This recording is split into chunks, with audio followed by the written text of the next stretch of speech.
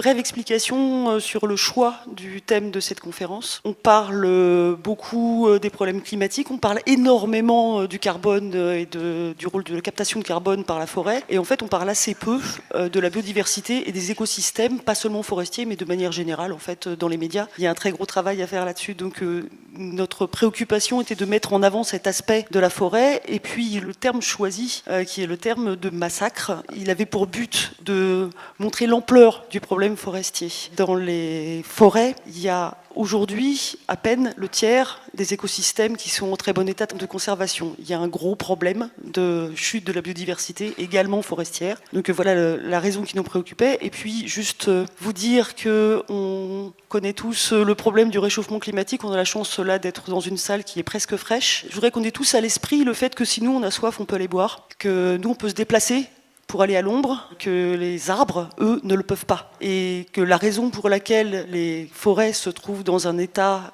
qui devient carrément alarmant, c'est que c'est nous qui avons créé ce problème. Donc pensez quand vous buvez un verre d'eau que non seulement les arbres ne peuvent pas en faire autant, mais qu'en plus de ça, l'eau que vous buvez vient des arbres. Les arbres jouent un rôle énorme dans la conservation, la filtration de l'eau. Et le fait d'abîmer les forêts, le fait que les forêts se portent mal, ça agit directement sur notre capacité à avoir une ressource en eau. Voilà. Et pourquoi massacre ? Parce que l'industrialisation forestière, la propension au machinisme de plus en plus exponentielle, donne des capacités de destruction à l'espèce humaine sans commune mesure avec tout ce qu'on a pu accomplir jusque-là. Juste pour mémoire, les forêts datent du Carbonifère, il y a 400 millions d'années. Ça fait 400 millions d'années qu'elles sont là. Et nous, en un siècle, si on ne fait rien là, maintenant, tout de suite, on est sur le point de tout détruire. Et ce qui est bien, c'est qu'il y a des solutions. On les a sous la main, les solutions, il suffit de les appliquer.